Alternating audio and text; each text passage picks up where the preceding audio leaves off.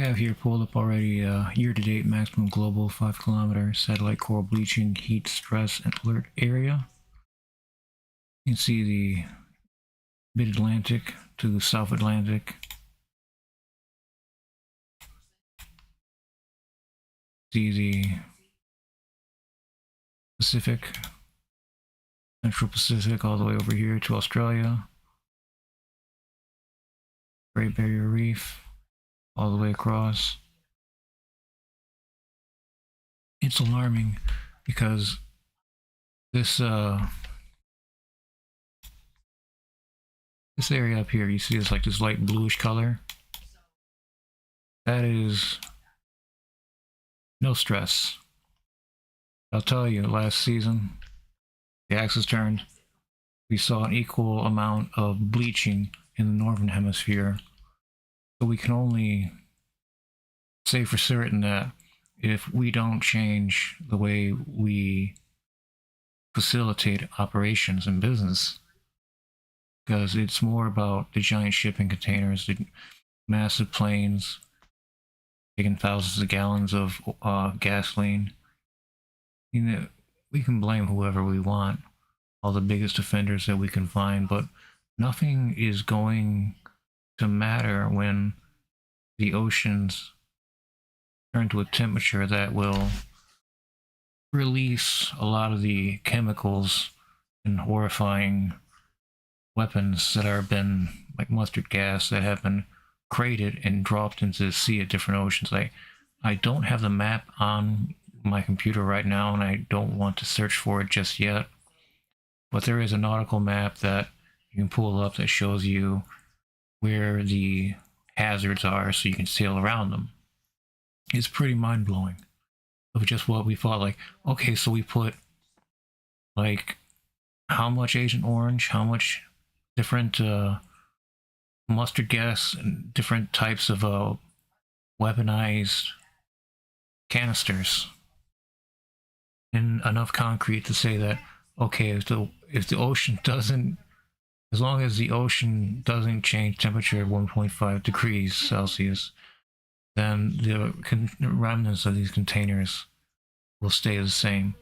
But as it's a giant conveyor belt of water, let's say that we're not going to experience equal or worse response and the northern hemisphere's coral reefs. If they are allowed to recover, if they can recover, they're going to be bleached out of their recovery, making it tremendously difficult to say that, okay, wow, they recovered again. There's not many times that we're going to be able to say something like this.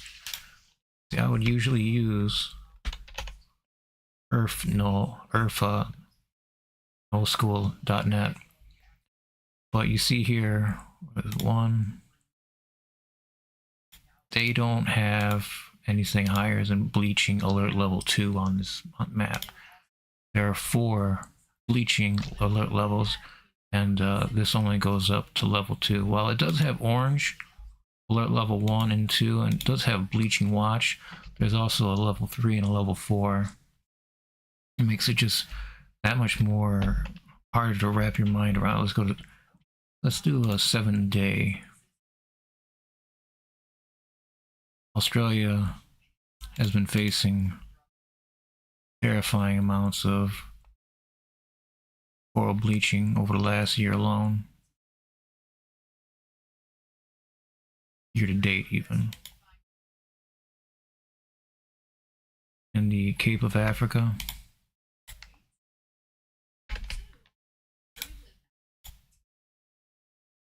this is all heavy coral bleaching in the mid-Atlantic, just before the mid-Atlantic.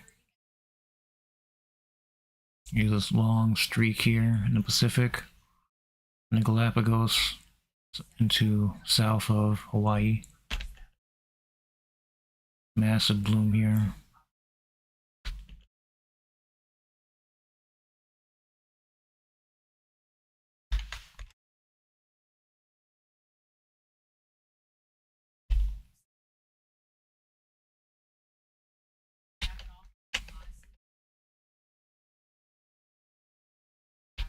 This is something that I've been reporting on for a few months now. Coral bleaching, and what it will do to us as a species, not just the rich or the poor. That doesn't matter in this case. So, however, the rich may try to avoid this fate, they can't. No one can if we allow this to happen. We allow for the conditions that make the earth more difficult to breathe. We're breathing in microplastics, drinking microplastics, and to think about what it's doing in the deep ocean to microalgae,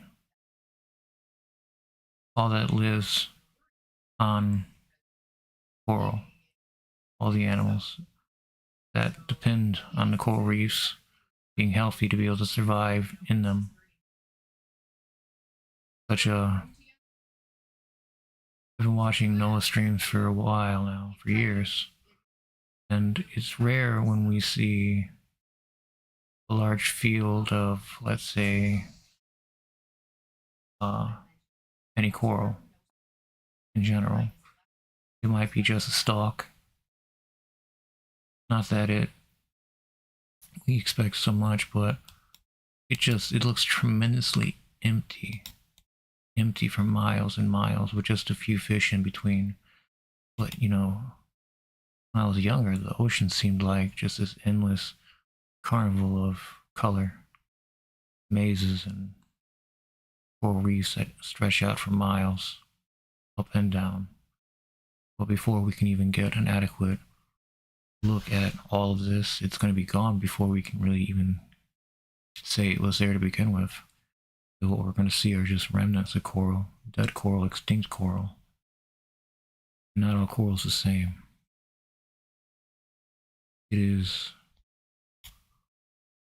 within the trend of the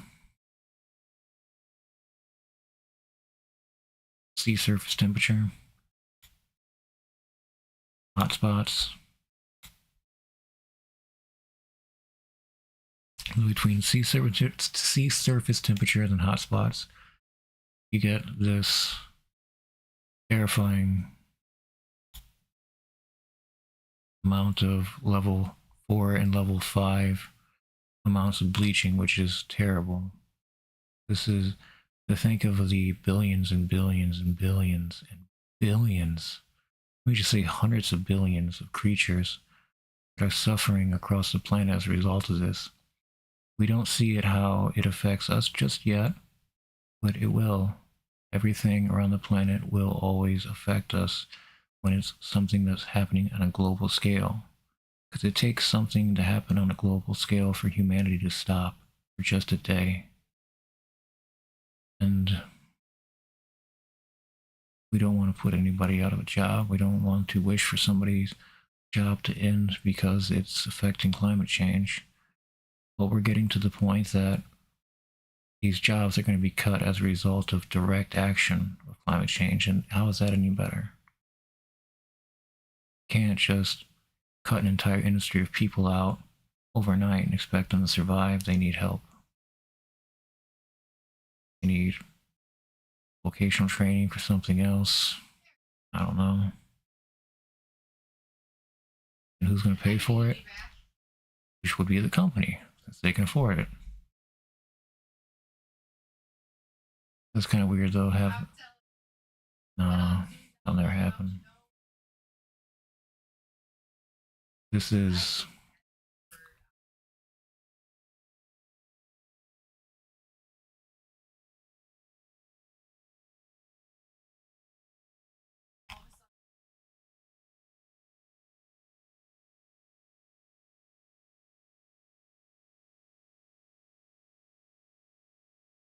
coral bleaching is heat stroke in a human being. Is the way that it was always put to me. Is that coral bleaching is heat stroke to human, and it gets but it gets rid of all the algae as food source completely. You can see here, healthy, bleached.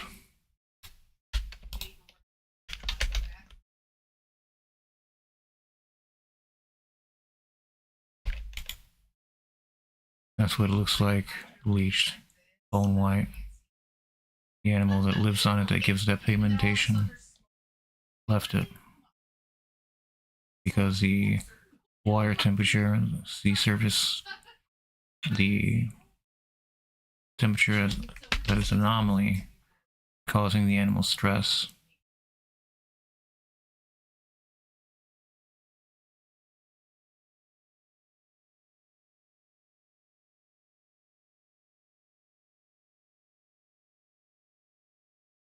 The 2023 heat wave in Florida was unprecedented. It started earlier, lasted longer, and was more severe than any previous event in the region. During the bleaching event, NOAA learned a great deal while engaging in interventions to mitigate harm to corals. This global event requires global actions, but when you say it's climate change, you're already alienating, even if you don't want to alienate people. Just saying climate change is going to cause people on both sides to look away. On all sides, not just both sides. The multi-headed hydra there. And to try to avoid every set of eyes on you, you have to cut off the head.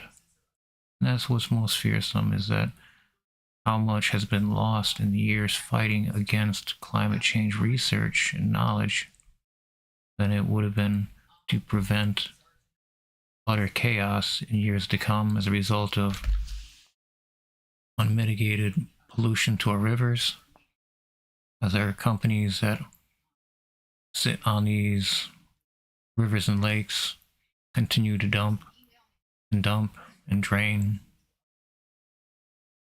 I know, because I've worked at companies that have done a lot of horrible things environmentally, locally. I even talked to the mayor here about it. He agreed that everything was contaminated, and it's a slow, arduous process with Superfund sites. They come out and they take samples. Companies will come out and take samples of the soil, groundwater, see how far it's progressed, how far hopefully it doesn't regress. But these Superfund sites get paid millions and millions of dollars to try to restore the land. But I mean, you're talking about toxic waste for years that was sitting into an area that would make it a Superfund site in the first place. A lot of cleanup and it's a lot of mess.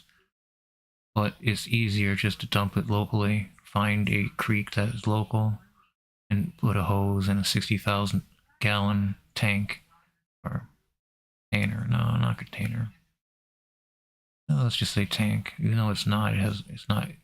This is concrete, open area.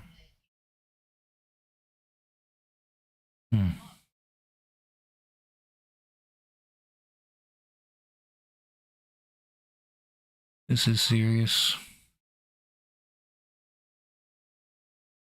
And these images should be shocking.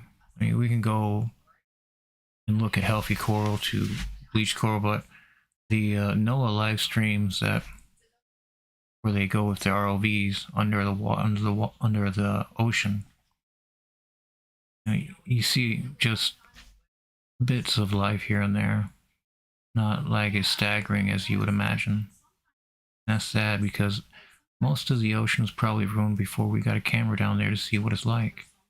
We can only imagine now what it was like compared to areas that are considered healthy.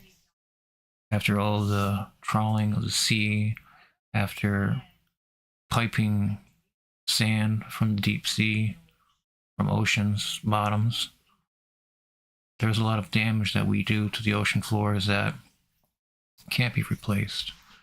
That it's causing havoc everywhere. And unless there's a global initiative, this isn't going to get any better. This will only get far worse.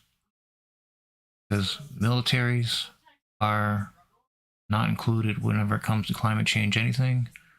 All these wars, all this combat breaking out that's causing, thousands of gasoline powered vehicles and combat crafts take flight. None of that's recorded or reported whenever it comes to climate change, like you would imagine a airplane jet craft and their emissions, car emissions, face far more regulations.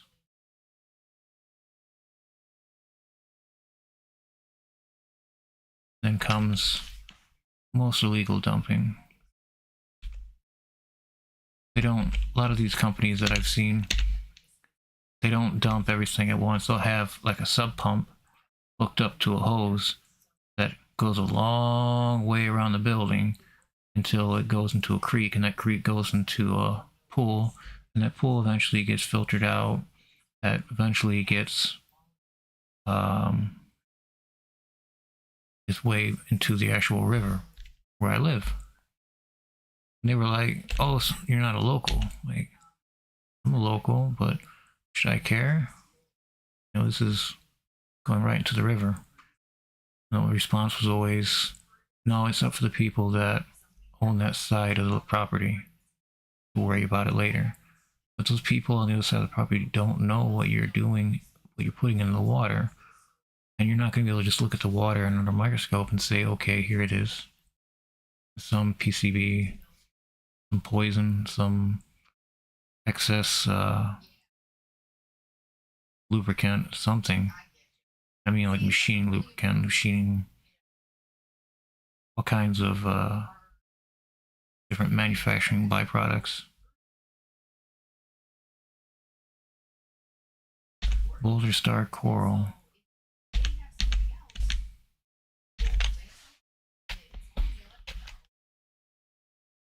Go to, let's see, year-to-date maximum. And this just tells us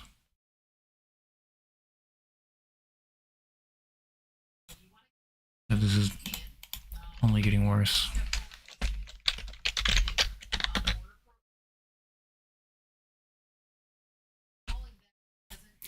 I thank you for watching this stream. If you haven't already, please help me out immensely if you would like to stream and subscribe to the channel. Please, until my next stream, please take care.